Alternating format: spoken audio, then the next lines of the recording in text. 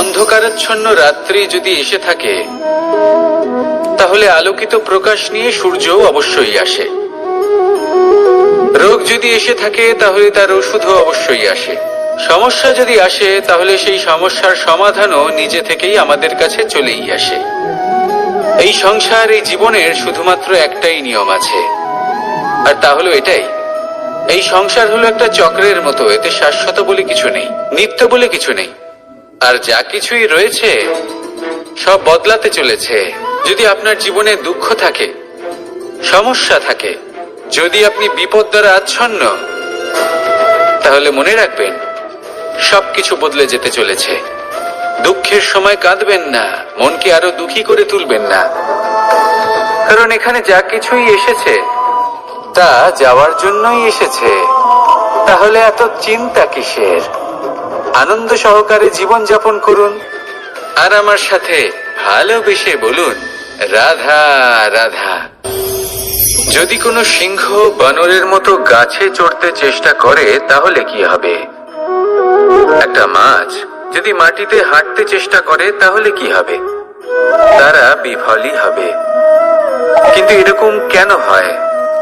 তার কারণ হলো প্রকৃতির রচনা কিছুটা এরকম। এখানে প্রত্যেকটি ব্যক্তিকে, প্রত্যেকটি প্রাণীকে আলাদা আলাদা গুণের অধিকারী করা হয়েছে, এবং সকলকে একটা সীমাও প্রদান করা হয়েছে। এবার এই যে বৃক্ষ, পশু, পাখি, এদের মধ্যে সেই ক্ষমতাই নেই যে এরা নিজেদের যাচাই করতে পারবে, নিজেদের সীমাগুলো বুঝতে পারবে, নিজেদের সদ্গুণগুলো চিনতে পারবে। এরা সেটা করতে পারবে না। কিন্তু মানুষ তো আলাদা। মানুষের কাছে সেই বিশেষ শক্তি আছে যে তারা পূর্ণরূপে নিজেদের যাচাই করতে পারবে, নিজেকে পূর্ণরূপে বুঝতে পারবে, নিজের দোষ, নিজের অপগুণ, নিজের সদ্গুণ, নিজেদের সীমাগুলো তারা বুঝতে পারবে। আর এটা অত্যন্ত গুরুত্বপূর্ণ। কথায় আছে যে যদি সাফল্য লাভ করতে হয়, তাহলে নিজেকে যাচাই করে নিতে হবে।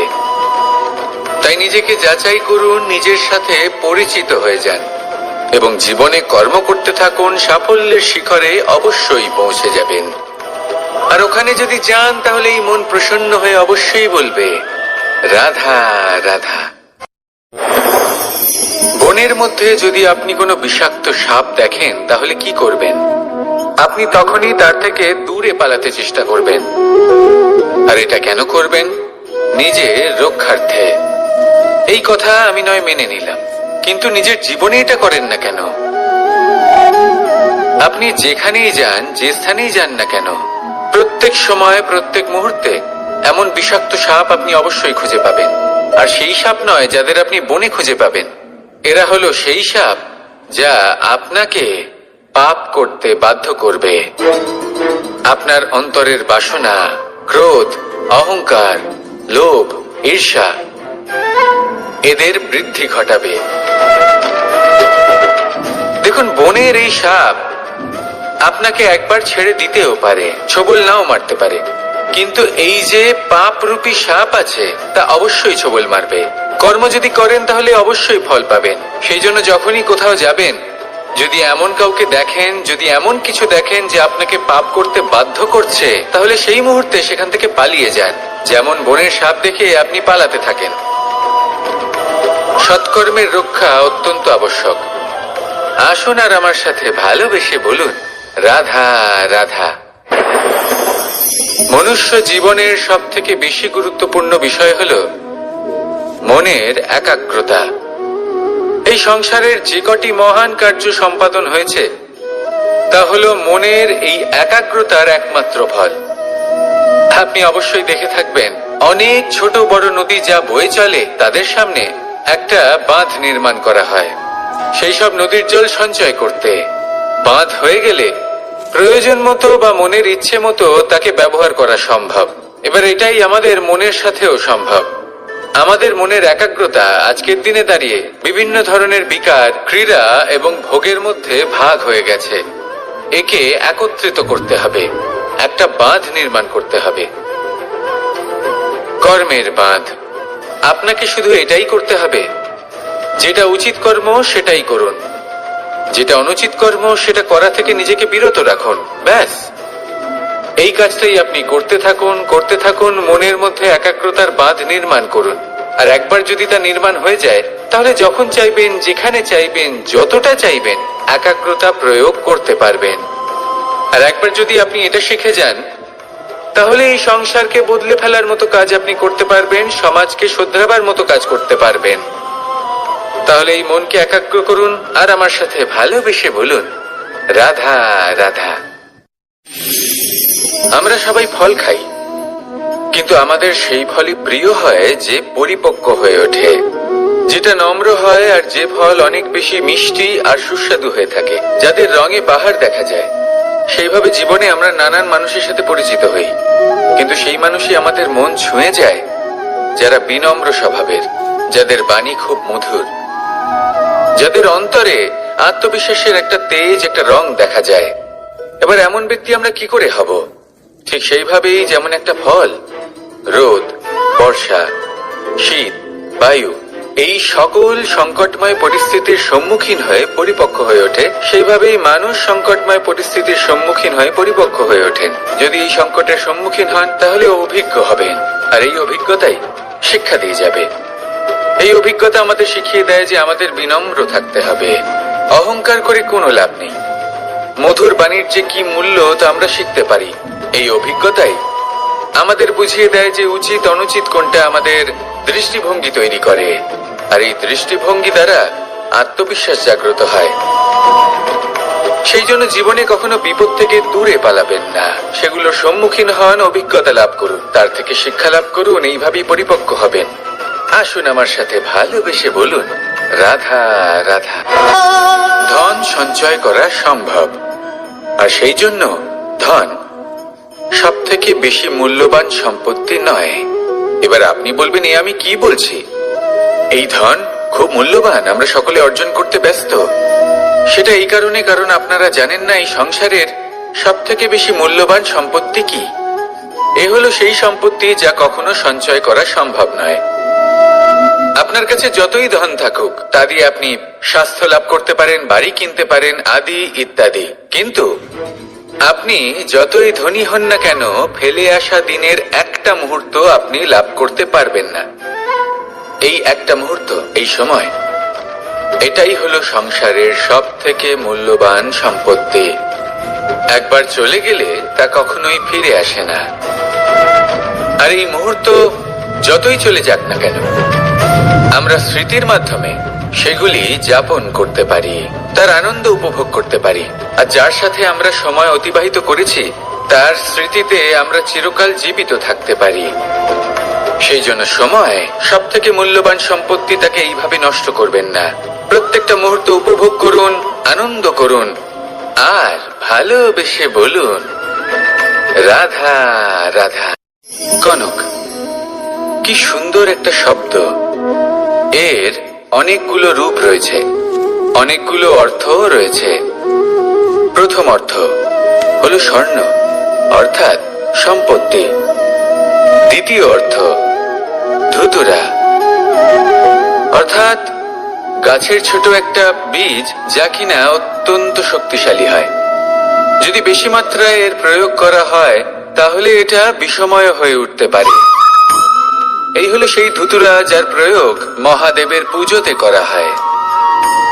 এবার প্রশ্ন হলো এটাই যে এই স্বর্ণ এবং এই ধুতুরার মধ্যে মিল কি রয়েছে। মিল হলো এটাই যে এই দুটোই মানুষকে মত্ত করে তোলে। ধুতুরা মানুষকে তখন মত্ত করে যখন তাকে সেবন করা হয়, কিন্তু স্বর্ণ, ধন, সম্পত্তি, মানুষ সেটা যতটাই অর্জন করে নেয় সেটাই যথেষ্ট। এই স্বর্ণ মানুষের ভাবনা চিন্তা করার ক্ষমতাকে বশ করে ফেলে। মানুষ সম্পত্তির লোভে মত্ত হয়ে ওঠে, কারণ যে যত চমৎকারী, যতটা অমূল্য হয়, তাকে সামলানো কিন্তু ততটাই কঠিন, তাই না? তাই মনে রাখবেন, ধন, স্বর্ণ, সম্পত্তি এগুলো ধুতুরার থেকেও অনেক বেশি বিষাক্ত হতে পারে। তাই এর ওপর আত্মসংযমের একটা কবচ পরিয়ে রাখবেন এবং বিবেকের শক্তির সাথে এগুলো প্রয়োগ করুন, তবেই কল্যাণ হবে। আসুন আমার সাথে ভালোবেসে বলুন, রাধা রাধা। মানুষের জীবনে 3টি গুণ অত্যন্ত প্রয়োজনীয়: শ্রদ্ধা, বিনম্রতা, যোগ্যতা। যদি জ্ঞান লাভ করতে চান তাহলে শ্রদ্ধার প্রয়োজন, যদি মান লাভ করতে চান তাহলে স্বভাবে বিনম্র হওয়া প্রয়োজন, আর যদি মনোবাঞ্ছিত স্থান লাভ করতে চান তাহলে যোগ্যতার প্রয়োজন। বিষয়টা সহজ। শ্রদ্ধা আপনাকে জ্ঞান দেবে, নম্রতা আপনাকে মান, আর যোগ্যতা উচিত স্থান দেবে। কিন্তু যদি আপনি এই 3টি গুণ সম্মিলিত করেন তাহলে এমন কিছু লাভ করবেন যা এই সব কিছুর থেকে অনেক ঊর্ধ্বে। সম্মান। আর এ হলো সেই সম্মান যা প্রত্যেক মানুষের নিজের জীবনে লাভ করতে চেষ্টা করা উচিত। কারণ এই হলো সেই সম্মান যার কারণে আপনি চলে যাওয়ার পরেও এই সংসার আপনাকে ভালোবাসবে আর মনে রাখবে। আসুন আমার সাথে ভালোবেসে বলুন, রাধা রাধা। জীবনে গতি অত্যন্ত গুরুত্বপূর্ণ, মতিও হলো গুরুত্বপূর্ণ, এবং তার থেকেও বেশি গুরুত্বপূর্ণ হলো সঙ্গতি। একটা জলের ফোঁটা, তার মধ্যে গতি থাকে। প্রকৃতির মধ্যে তা লাভ করার ইচ্ছে নিহিত থাকে, কিন্তু এই যে সঙ্গতি তা নির্ধারিত করে যে এই জলের ফোঁটা ঝিনুকের মুখে পড়ে মুক্তোতে পরিণত হবে নাকি বিষাক্ত সাপের মুখে পড়ে বিষে পরিণত হবে। এবার দেখুন, এই জঞ্জাল স্বর্ণকারের দোকানের সামনেও থাকে এবং জঞ্জাল একজন ব্যবসাদারের দোকানেও থাকে, কিন্তু জঞ্জাল যা স্বর্ণকারের দোকানে থাকে তা ব্যবসাদারের দোকানের জঞ্জালের থেকে অনেক বেশি মূল্যবান, কারণ তার মধ্যে সোনার কণার সঙ্গতি থাকে। সেই জন্য জীবনে সঙ্গতির ওপর বিশেষ গুরুত্ব দেবেন। যেমন সঙ্গতি তেমনই আপনি হবেন। আসুন আমার সাথে ভালোবেসে বলুন, রাধা রাধা। প্রত্যেক প্রাণী ভালোভাবে জীবন যাপন করতে চান, এটা তাদের স্বভাবে আছে এবং ভাবাটা অনুচিত নয়। কিন্তু একটা ভালো জীবনের গুরুত্বপূর্ণ অংশ কোনটা? বসবাসের স্থান। সেই স্থান যেখানে আমরা জীবন অতিবাহিত করি। এবার মানুষ ভাবতে পারেন যে একটা ভালো বাসস্থানের অর্থ কি? সেই স্থান যেখানে সহজে জল পাওয়া যায়, যেখানে শুদ্ধ বায়ু পাওয়া যায়, যেখানে আনাজ উৎপন্ন হয়। এটা জীবনযাপনের জন্য পর্যাপ্ত বটে, কিন্তু ভালো জীবনযাপনের জন্য আরো একটা কথা আপনাকে বুঝতে হবে। সাধু, জ্ঞানী, পণ্ডিত ব্যক্তি, এই সকল মহাপুরুষ, এনাদের যে বাসস্থান তা অত্যন্ত বিশেষ হয়।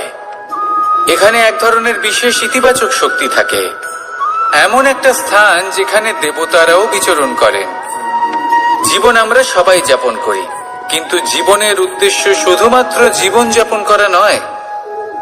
জীবনের উদ্দেশ্য হলো মুক্তি লাভ করা। আর এই সকল সাধু, জ্ঞানী, পণ্ডিত ব্যক্তি, এই সকল মহাপুরুষ আপনাকে মুক্তির পথে নিয়ে যেতে পারেন। কারণ এরা হলেন সেই মহাপুরুষ যারা নিজেদের অন্তরের বিকার, অহংকার, ক্রোধ, বিদ্বেষ এই সকল দোষগুলিকে ত্যাগ করেছেন, এদের উপর বিজয় লাভ করেছেন। এমনই একজন ব্যক্তি আপনাকে মুক্তির পথে নিয়ে যেতে পারে। প্রয়োজন হলো শুধুই এনাদের চিনতে পারা, এদের কথা বুঝতে পারা এবং এদের দেখানো পথে চলা। যদি আপনি এটা করতে পারেন তাহলে এই মন প্রফুল্ল হয়ে বলবে, রাধা রাধা। আমি এখানে একা এই বনে বসে আছি, বাঁশি বাজাচ্ছি। কার জন্য? কে আছেন এখানে? কেউ নেই। আমার প্রজা, আমার রাজ্য, আমার পরিবার আমার থেকে অনেক দূরে আছেন। আমি এখানে একা এই বনে বসে এই আকাশের এই রঙের, গাছের এই সব ফলের, মাটির সুবাসের আনন্দ উপভোগ করছি। কেন?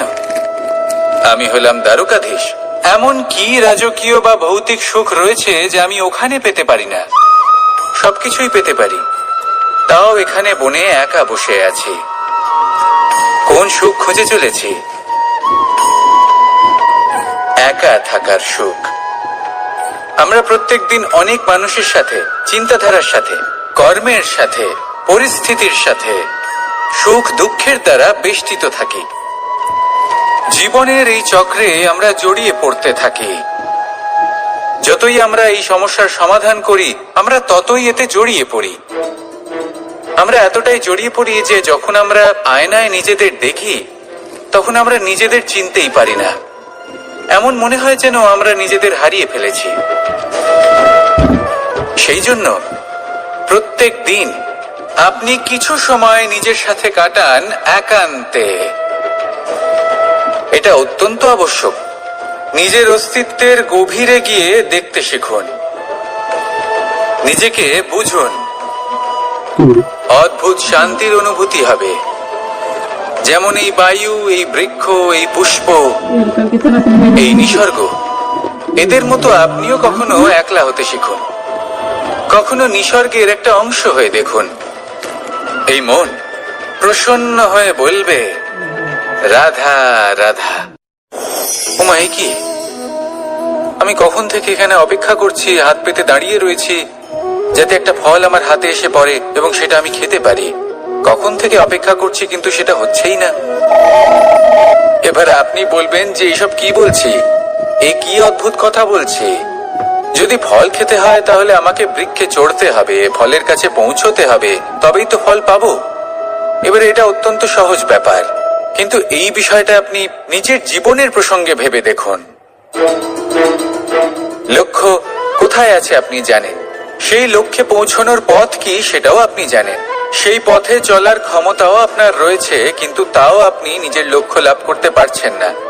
কেন? কারণ আপনি অপেক্ষা করছেন যে লক্ষ্য আপনার সামনে চলে আসবে, কিন্তু তা হয় না। লক্ষ্য সে যাই হোক না কেন, ধন হোক, প্রেম হোক, কোনো সম্মান হোক বা মোক্ষ হোক, যদি আপনি তার দিকে অগ্রসর না হন তাহলে ফল প্রাপ্তি অসম্ভব ব্যাপার। তা কোনোদিনই হবে না। সেই জন্য আপনার চোখের সামনে আপনি যদি নিজের লক্ষ্যকে দেখতে পান, তাহলে উঠুন এবং সেই দিকে অগ্রসর হতে শুরু করুন। নিজের অন্তরের সকল অশুভ গুণ দূর করুন, অলসতা ত্যাগ করুন, অজ্ঞানতা ত্যাগ করে দিন এবং চলতে থাকুন। অবশ্যই মনোবাঞ্ছিত ফল লাভ করতে পারবেন। মনে রাখবেন, চলতে থাকলে তবেই লক্ষ্য প্রাপ্তি হবে। অপেক্ষার দ্বারা শুধুমাত্র মৃত্যু লাভ হবে। আসুন আমার সাথে ভালোবেসে বলুন, রাধা রাধা। আমি দ্বারকাধীশ এবং আমার সভাতে বিভিন্ন সময় বিভিন্ন ধরনের মানুষ আসেন, নিজেদের দাবি নিয়ে, নিজেদের ইচ্ছে নিয়ে। কখনো কেউ ভোজন চান, আবার কখনো কেউ ওষুধ, কখনো কেউ বস্তু চান, কেউ আবার চান বস্ত্র। কারোর জ্ঞান চাই, কারোর ধন চাই, আবার কারোর বাসস্থান। অনেক সময় আমি এই অনুরোধ, এই ইচ্ছে পূর্ণ করি না। এবার আপনি এটা ভাবতেই পারেন যে কৃষ্ণ তো তাহলে লোভী, ওর কাছে তো সবকিছুই রয়েছে, তারপরেও সে নিজের প্রজার ইচ্ছে পূর্ণ করে না, তাদের সমস্যাগুলি বুঝতে পারে না, তাদের সুখ স্বাচ্ছন্দ্য প্রদান করে না। আসল সত্য হলো এটাই যে কোনো সবল ব্যক্তি, যে কোনো গৃহস্থ ব্যক্তি যে কাজ করতে সক্ষম, তার পরিশ্রম দ্বারাই নিজের প্রয়োজনগুলি এবং ইচ্ছেগুলি পূরণ করা উচিত। এটা অত্যন্ত প্রয়োজনীয়। আর এগুলো তিনি করতে পারেন শিল্প, ব্যবসা, আচরণ অথবা জ্ঞানের ভিত্তিতে। এই পথে চলতে হবে, পরিশ্রম করতে হবে, তবেই সে কিছু অর্জন করতে পারবে। এবার এমন কোনো ব্যক্তি যার এই সব কিছুতে কোনো রুচি নেই, যে কিছুই করতে চায় না, সে কিছুই অর্জন করতে পারবে না। এবার এরকম কোনো ব্যক্তিকে যদি আমি কোনো বস্তু প্রদান করি, তাহলে কি হবে? সে পরাধীন হয়ে যাবে, আর সেটা উচিত হবে না। তাহলে কি করা উচিত?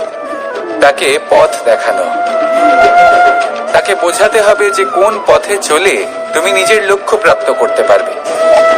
শিল্প, জ্ঞান, আচরণ এবং ব্যবসা, এই পথে কিভাবে চলে সেটা শেখাতে হবে। আর আমি সেটাই করি। তার ফলে কি হয়? ব্যক্তি স্বাধীন হয়ে যায়। সংসারে সে যা চাইবে তাই প্রাপ্ত করতে পারবে, কখনো কারোর থেকে কিছু চাইবার প্রয়োজন পড়বেই না। এই কথাটা সবসময় মনে রাখবেন। যখনই দান করবেন তা ভাবনা চিন্তা করে এমন ভাবে দান করবেন যাতে সামনের ব্যক্তি স্বাধীন হতে পারেন, পরাধীন নয়। আসুন আমার সাথে ভালোবেসে বলুন রাধা রাধা করতে শিখুন। পাণ্ডবরা বন থেকে এসেছিলেন। ওনাদের কাছে না কোনো ধন ছিল, না কোনো সম্পদ, না বিদ্যা। নিজের পরিশ্রমের দ্বারা ওনারা বিদ্যা অর্জন করেছিলেন, আর তার দ্বারাই সম্পদ অর্জন করলেন আর ধনও অর্জন করলেন। এই পাণ্ডব ছিলেন অত্যন্ত কুশল এবং শক্তিশালী। যুধিষ্ঠির নিজের পরিশ্রম দ্বারা এমন জ্ঞান অর্জন করেছিলেন যে এই সংসার ওনাকে ধর্মরাজ যুধিষ্ঠির অভিহিত করেছিল। দেখতে গেলে পাণ্ডবদের কাছে সবকিছুই ছিল, কিন্তু যখন বিষয় এলো আরো ধন লাভ করার, তখন যুধিষ্ঠির, যিনি পাণ্ডবদের মধ্যে জ্যেষ্ঠ, তিনি সকল পাণ্ডবদের সাথে দ্যুতক্রীড়ায় অংশগ্রহণ করে ফেললেন। এর ফলে না শুধু ধনলক্ষ্মী, ধর্মলক্ষ্মী, বিবেক লক্ষ্মীকেও হারালেন, আর শুধু তাই নয়, নিজের গৃহলক্ষ্মী দ্রৌপদীকেও হারিয়ে ফেললেন। এর কারণ কি? ভুলে গেলেন খুব সহজ একটা কথা। এই সংসারে সম্মান এবং সাফল্য দুটোই পরিশ্রমের দ্বারা লাভ করতে হয়, কিন্তু দ্যুতক্রীড়ার এই খেলা আমাদের ভাগ্যের উপর নির্ভরশীল। এই সংসারে দুটি পথ রয়েছে। একটা পথ যেখানে কর্ম এবং পরিশ্রমের দ্বারা আপনি নিজের পথ নিজেই রচনা করতে পারবেন, আর দ্বিতীয় পথ হলো যেখানে এই ভাগ্য এক মুহূর্তে আপনাকে শিখরেও পৌঁছে দিতে পারে, আবার ধূলিসাৎ করে দিতে পারে। আপনি কোন পথ বাছবেন সেই চয়ন আপনারই। আসুন আর আমার সাথে ভালোবেসে বলুন রাধা রাধা। কোনো এক সময়ের ঘটনা এটা। মা এবং বাবা হাটে গিয়েছিলেন। তখন আমি আর দাদা গিয়েছিলাম গরু চড়াতে। আমরা বাড়ি ফিরে এলাম, আর মা সেই সময় একটা কাজ করতেন। যখনই হাটে যেতেন দরজা তালা বন্ধ করে যেতেন। উনি খুব ভালো করে জানতেন যে যদি ওনার এই মাখন চোর সঠিক সময়ে পৌঁছে যায় তাহলে এক ফোঁটাও মাখন ওনার অবশিষ্ট থাকবে না। এবার ঘটনা কিছুটা এরকম হলো যে মা আর বাবা মাঝে মাঝে হাটে যেতেন, তাই মাঝে মাঝে এই দরজা তালা বন্ধ করতে হতো। যখন মা আর বাবা ফিরে এলেন তখন বাবা ভুলে গিয়েছিলেন যে এই চাবির গোছা থেকে ঠিক কোন চাবিটা দরজার তালা খোলার জন্য উপযোগী। উনি চেষ্টা করতে শুরু করে দিলেন। একটার পর একটা চাবি দিয়ে উনি চেষ্টা করতে থাকলেন, কিন্তু সেই দরজার তালা তো খুলতেই চাইছিল না। ওনার মাথা থেকে ঘাম পড়তে শুরু করলো। তখন মা বললেন যে তালা ভেঙে দেওয়া যাক। মা চলে গেলেন, আর বাবা বললেন না না দাঁড়াও, আর কিছু চাবি বাকি আছে, এটা হয়তো খুলতে পারবো। মা হাতুড়ি নিয়ে চলে এলেন সেই তালা ভাঙার জন্য, আর তখনই বাবা শেষ চাবিটা প্রয়োগ করলেন আর দরজার তালা খুলে গেল। যদি উনি চেষ্টা না করতেন তাহলে এই তালাটাও ভেঙে যেত আর চাবিটাও নষ্ট হয়ে যেত, ঠিক কিনা? এবার এই ঘটনাটা আমি দেখেছিলাম, আর আমার মনে হলো যে কখনো কখনো এই চাবির গোছার মধ্যে থেকে শেষ চাবিটাও কিন্তু জীবনের দরজা খুলে দিতে পারে। সেজন্য আপনি যদি জীবনে সাফল্য লাভ করতে চেষ্টা করেন, নিজের লক্ষ্যে পৌঁছতে চান, তাহলে হার মানবেন না। হয়তো দেখবেন আপনার পরবর্তী প্রচেষ্টা বা এই অন্তিম প্রচেষ্টা আপনাকে সাফল্যের পথে নিয়ে গেল। তাই নিরন্তর প্রচেষ্টা করতে থাকুন, জীবনে সাফল্য লাভ করুন। যজ্ঞের আগুনকে শুভ বলে মনে করা হয়, আর সেখানেই চিতার আগুনকে অশুভ মনে করা হয়। এমনটা কেন হয়? এখানে বিষয়টা হলো লক্ষ্য, বিচার এবং সঙ্গের। যখন আমরা যজ্ঞ করি তখন আমাদের লক্ষ্য কি হয়? পরিবেশকে আরো পবিত্র করে তোলা, ইতিবাচক করে তোলা। আমাদের লক্ষ্য শুভ হয়। তারপরে আসে বিচার। এই পরিস্থিতিতে সেই বিচার হলো অগ্নি। স্ফুলিঙ্গ থেকে তীব্র আকার ধারণ করে সমস্ত কাঠকে পুড়িয়ে দেয় এবং সুগন্ধ ছড়িয়ে দেয়। অর্থাৎ যদি আপনার লক্ষ্য শুভ হয় তাহলে তার নিজেই শুভ বিচারধারাকে আমন্ত্রণ জানায়। এই শুভ বিচার তখনই আসবে যখন আপনার সংকল্প শুভ হবে। অন্যদিকে হলো চিতার আগুন। এর লক্ষ্য কি? একটা দেহকে পরধামে পৌঁছে দেওয়া। সবার শেষে সবকিছু আপনার উপরে নির্ভরশীল যে আপনি কোনটা চয়ন করতে চান। আপনার লক্ষ্য যদি শুভ হয় তাহলে আপনার বিচার এবং সঙ্গতি আর তার পরিণাম সবই শুভ হবে। আসুন আর আমার সাথে ভালোবেসে বলুন, রাধা রাধা। এই সংসারের প্রত্যেক বস্তুর, প্রত্যেক পরিস্থিতির, প্রত্যেক আবেগের দুটি দিক আছে। এর মধ্যে পার্থক্য করা সম্ভব শুধুমাত্র দৃষ্টিভঙ্গির দ্বারা। যদি কোনো ব্যক্তি পর্বত শিখরে দাঁড়িয়ে থাকেন তাহলে উনি এটাই দেখতে পাবেন যে এই জলের ধারা সমুদ্রের দিকে বয়ে চলেছে। আরেক ব্যক্তি যিনি সমুদ্রের কাছে দাঁড়িয়ে আছেন তার এটাই মনে হবে যে এই জলের ধারা সমুদ্রের দিকে আসছে। এখানে বিষয়টা হলো দৃষ্টিভঙ্গির, আর এটাই সময়ের সাথেও হয়ে থাকে। অনেক সময় মানুষ চিন্তিত হয়ে পড়েন, ত্রস্ত হয়ে পড়েন যে তার কাছে হয়তো খুব কম সময় আছে, তাতে তিনি অনেক কিছুই করতে পারবেন না, আর একটু সময় থাকলে খুব ভালো হতো। তিনি এভাবেও ভাবতে পারেন যে অল্প হলেও সময় বাকি তো রয়েছে, অর্থাৎ যা অবশিষ্ট আছে তাকে সংরক্ষণও করা সম্ভব, তাতে জীবন যাপনও করা সম্ভব। আর এটা নির্ভর করছে আপনার উপর। তাই দৃষ্টিভঙ্গি ইতিবাচক রাখুন। জীবনে দুই ধরনের আবেগ রয়েছে যার কোনো মূল্য নেই। আমার কথার অর্থ এটা নয় যে এদের কোনো গুরুত্ব নেই, গুরুত্ব যথেষ্টই রয়েছে, শুধু এদের জন্য আপনাকে কোনো মূল্য দিতে হয় না। প্রথম আবেগ হলো আনন্দ, প্রসন্নতা। এটা আপনি যে কোনো জায়গায় খুঁজে পেতে পারেন যদি আপনি খুঁজে পেতে চান। আপনি কোনো পুষ্পের সৌন্দর্য দেখে প্রসন্ন হতে পারেন। বায়ুর কারণে যখন একটি বৃক্ষ শিহরিত হয় সেটা দেখে আপনি প্রসন্ন হতে পারেন। একটা ছোট্ট শিশুর কলরব শুনেও আপনি প্রসন্ন হতে পারেন। একটা ক্রন্দনরত বালককে হাসিয়ে আপনি প্রসন্ন হতে পারেন। সবকিছু আপনার উপর নির্ভরশীল। সেখানে আরেকটি আবেগ হলো দুশ্চিন্তা। মানুষ বড়ই দুশ্চিন্তা করতে থাকে। আজ আমি এই কাজ করেছি, সেই বিষয়ে চিন্তা। আজ আমি এই কাজ করতে পারিনি, সেই বিষয়ে চিন্তা। কাল আমাকে এই কাজ করতে হবে, সেই নিয়ে চিন্তা। আমি কি সেই কাজটা করতে পারবো, সেই বিষয়ে দুশ্চিন্তা। চিন্তা সর্বত্র রয়েছে, যার জন্য মূল্য দিতে হয় না। যত চান আপনি একত্রিত করতে পারেন।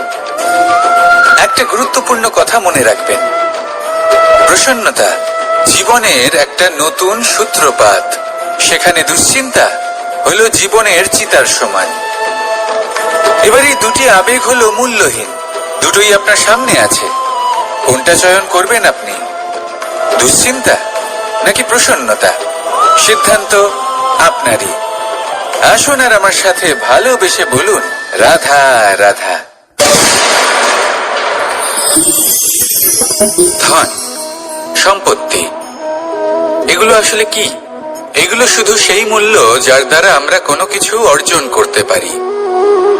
এবার এই ধনের দ্বারা এই সংসারে অনেক কিছু লাভ করা সম্ভব, কিন্তু সেই সব কিছুই শুধুমাত্র ভৌতিক বস্তুই হবে, ভৌতিক সামগ্রী, ভৌতিক সুবিধা।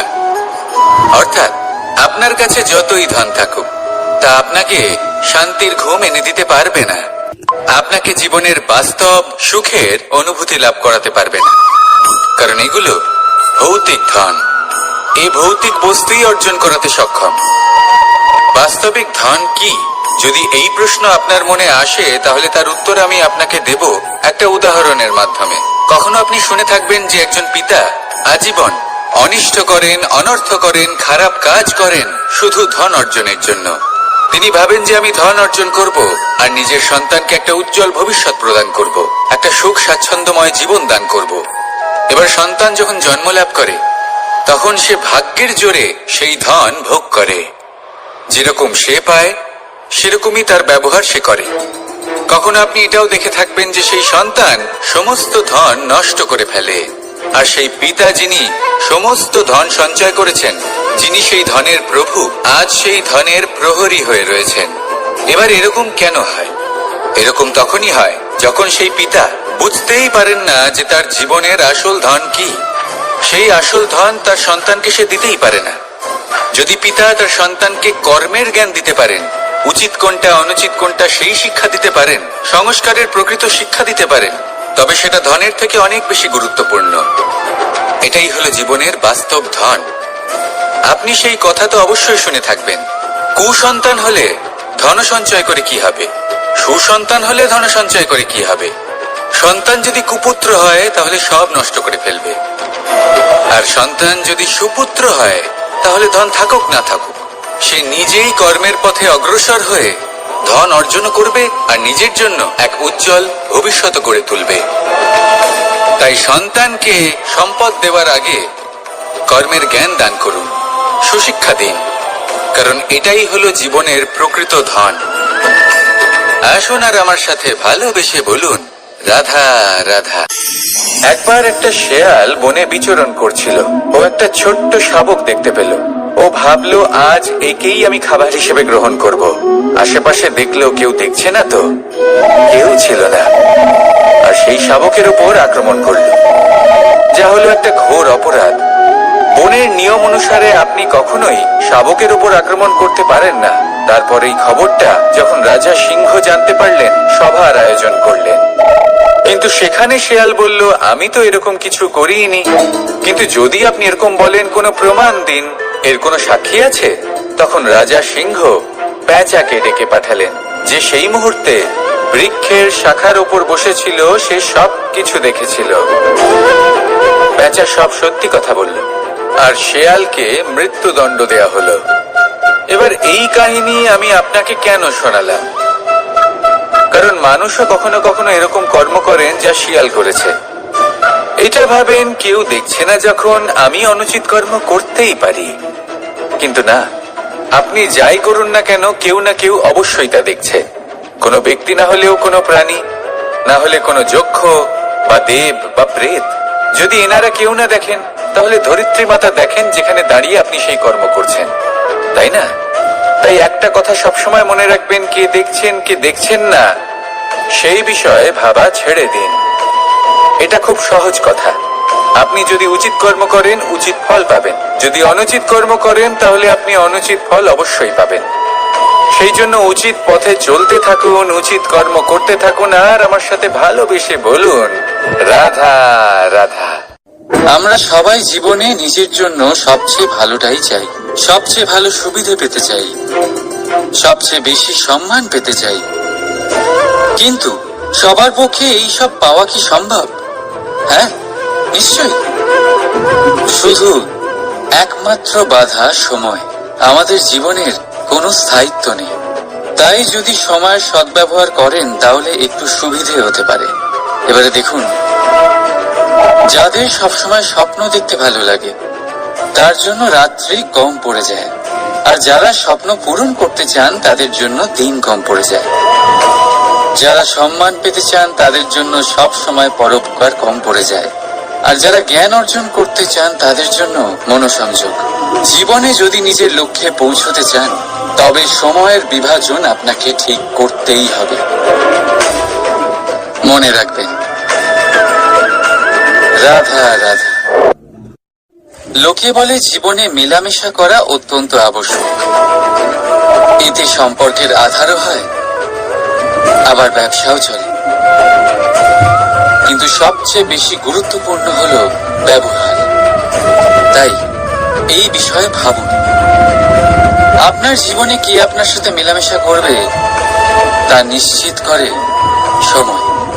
আপনি আপনার জীবনে কার সাথে মেলামেশা করবেন তা নিশ্চিত করবে আপনার হৃদয়। আপনি যাদের সাথে মিশছেন, তাদের হৃদয়ে আপনি কতক্ষণ থাকবেন তা নিশ্চিত করবে আপনার ব্যবহার। নিজের ব্যবহার ভালো রাখুন, সব ভালোই হবে। রাধা রাধা। এই ফুল দেখতে পাচ্ছেন আপনি? এটা সেই ফুল যার জীবন এই ডালে শুরু হয়েছিল। দর্শকদের চোখে প্রশংসা দেখল সে। মধুর লোভে মৌমাছিরা এলো, আর তারপর ডাল থেকে ভেঙে নিচে পড়ে গেল সে। কেন? নিয়তি এরকম কেন করলো? ভাবুন। কারণ এই ডালেই ফুল হয়ে থাকাটা এই ফুলের জীবনের লক্ষ্য কখনোই ছিল না। এবার এই ফুল হয় দেবতাদের সজ্জায় ব্যবহৃত হবে, নয় কোনো কন্যার গয়নায় গাঁথা হবে, আর নয় কারোর প্রেম প্রদর্শনের মাধ্যম হবে। দেখুন, জীবনে নিজের লক্ষ্যে পৌঁছতে হলে যাত্রাকে ভয় পেলে চলবে না। নিজের অস্তিত্ব তৈরি করতে হলে তাদের ছায়া থেকে আপনাদের দূরে যেতেই হবে যারা আপনাকে অস্তিত্ব প্রদান করেছেন। এটাই জীবনের নিরন্তর সত্য। রাধা রাধা। আমাদের সকলের জীবনে কখনো না কখনো পাথর দ্বারা আঘাত লাগেই, আর এই সংসারও আমাদের ওপরে কখনো না কখনো পাথর বর্ষণ করে, কখনো আমাদের খারাপ ভেবে, আর কখনো আমাদের অসফল ভেবে, কখনো আমাদের বুদ্ধিহীন ভেবে। কারণ অনেক আছে, কিন্তু এই পাথর দ্বারা আমরা আঘাত পাবো কি পাবো না তা সম্পূর্ণ আমাদের হাতে। হয় আপনি এই পাথরের আঘাত পেয়ে চোখের জলে ডুবে থাকতে পারেন, আর নয়তো যদি আপনি চান তাহলে এই পাথর দিয়ে সেতু বানিয়ে সকল সমস্যার সাগর অতিক্রম করতে পারেন। সিদ্ধান্ত আপনার। এই পাথর এ হলো প্রতীক আমাদের নিন্দার, আমাদের আলোচনার। যে এই আলোচনা নাকারাত্মক ভাবে দেখবে সে শুধুমাত্র কষ্টই পাবে, আর যে এই আলোচনাকে নিজের বিকাশের আধার বানাবে সেই সাফল্যের চূড়ায় পৌঁছবে। তাই মনে রাখবেন, আলোচনা আপনার শত্রু নয়, আপনার সবচেয়ে বড় মিত্র। রাধা রাধা। মিষ্টি জল সবার পছন্দ, কিন্তু নোনতা জল কেউ পছন্দ করে না। এইবার ভাবার বিষয় হলো মুক্ত, যা সমুদ্রের গহ্বরেই তৈরি হয়। নোনতা জলের মধ্যে থেকেই প্রতি মুহূর্তে অন্য প্রাণীদের থেকে বেঁচে নিজের অস্তিত্বকে বাজি রেখে ঝিনুক মুক্ত প্রদান করে থাকে। কখনো ভেবেছেন কেন? কারণ সংকটের সম্মুখীন না হয়ে, চরম পরিস্থিতির সাথে না জড়িয়ে আপনার কখনোই সুখ প্রাপ্তি হবে না। তাই নির্ভীক হয়ে সংকটের সম্মুখীন হন, আর আমার সাথে ভালোবেসে বলুন রাধা রাধা। আমরা সকলেই সময়ের গুরুত্ব বুঝি। সময় আমাদের তৈরি করে, আর সময়ই আমাদের নষ্ট করে দেয়। কখনো ভালো সময় আসে, আর কখনো ভীষণ খারাপ সময় আসে। তবে আশ্চর্যের বিষয় এটাই যে সব জেনেও আমরা সময় নষ্ট করি। মনে রাখবেন, সময় শুধু বয়ে যায়, কখনো ফিরে আসে না। তাই ভালো সময় আসার অপেক্ষায় সময় নষ্ট করবেন না। যাই করবেন আজ, এক্ষুনি, এই মুহূর্তে শুরু করুন। তা সেটা কাউকে আনন্দ দেওয়াই হোক, বা নিজেকে বদলানোর চেষ্টা করা হোক, যাই হোক না কেন, বিলম্ব করবেন না। কারণ সময় শুধুমাত্র তাকেই সঙ্গ দেয় যে সর্বদা সময়কে সম্মান করে। রাধা রাধা। কোথায় আছে সবকিছুর সীমা থাকে, মুশকিলের, কষ্টের, সংকটের, অন্ধকারের।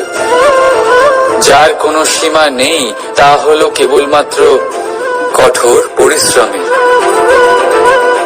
আপনি নিশ্চয়ই দেখেছেন, রাত্রি যতই অন্ধকারময়, তারারা পরিশ্রম করে তার সাথে লড়তে থাকে, আর অবশেষে সকাল হয়েই যায়। ঝড়ে পাখিদের বাসা ছিন্ন বিচ্ছিন্ন হয়ে যায়, কিন্তু পাখিরা নিজের পরিশ্রম দ্বারা তা আবার বানিয়ে নেয়। কারণ যা সীমিত তাকে অসীমের কাছে হারতে হয়, আর পরিশ্রম অসীম। রাধা রাধা। প্রবাহিত নদী কত সুন্দর হয়, বলিষ্ঠ হয়। যেদিক দিয়ে বয়ে যায় সেখানে এক নতুন জীবন প্রদান করে, ধরণীকে উর্বর করে, আকাল দূরে রাখে। আর হয়তো এই জন্যই নদীকে মায়ের মতো পুজো করা হয়। কিন্তু আপনি কি কখনো ভেবে দেখেছেন যে নদীর জন্ম কি করে হয়? এ কি শুরু থেকেই এমন বিশাল আর খরস্রোতা হয়? না, বৃষ্টির ছোট ছোট ফোঁটা একসাথে সম্মিলিত হয়ে এক সূক্ষ্ম ধারা তৈরি করে, আর সেই ধারাগুলি পর্বতের বরফ কেটে তাদেরকে গলিয়ে জলপ্রপাত হয়ে ঝরে পড়ে পাথরের সাথে ধাক্কা খেয়ে তারপরেই সে নদী হয়ে ওঠে। ঠিক সেইভাবেই এত সহজে কেউ মহান হয়ে ওঠে না। ছোট ছোট চেষ্টা মিলে এক বিশাল ব্যক্তিত্ব তৈরি করে। তাই জীবনে সর্বদাই চেষ্টা করতে থাকুন। অস্তিত্ব নিজে থেকেই প্রকাশ পাবে। রাধা রাধা। কখনো কখনো আমরা নিজের মা বাবার ওপর কতটা রেগে যাই, মনে করি ওনাদের মন আমাদের দিকেই নেই। আমরা ভাবি ওনাদের কাছে আমাদের কোনো অস্তিত্বই নেই, আর তাই আমরা রেগে যাই।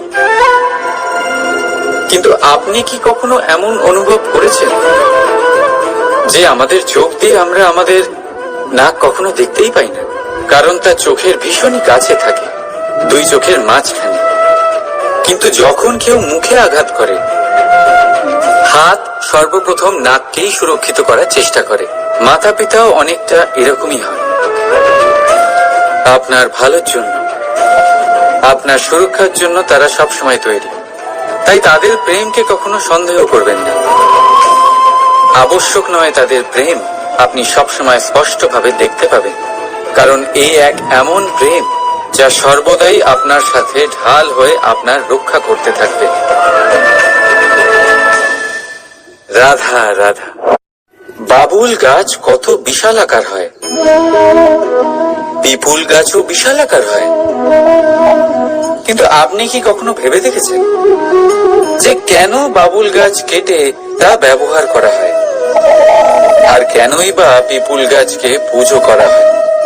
এই জন্যই, কারণ পিপুল গাছ তার নিচে বসে থাকা পথিককে ছায়া প্রদান করে, নিজের ডালে অসংখ্য পাখিদের আশ্রয় দিয়ে থাকে, কাউকে কাঁটা ফুটিয়ে দূরে সরায় না, বরং তাকে শীতল ছায়া দিয়ে তার ক্লান্তি দূর করে।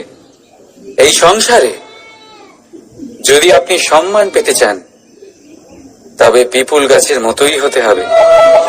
কিছু দিতে শিখুন, আনন্দ, সুখ, শীতলতা দান করতে শিখুন, আর কাঁটার মতন কাউকে কখনো কষ্ট দেবেন না। সম্মান স্বয়ং হেঁটে আপনার কাছে আসবে। আর মন প্রসন্ন হয়ে বলবে, রাধা রাধা।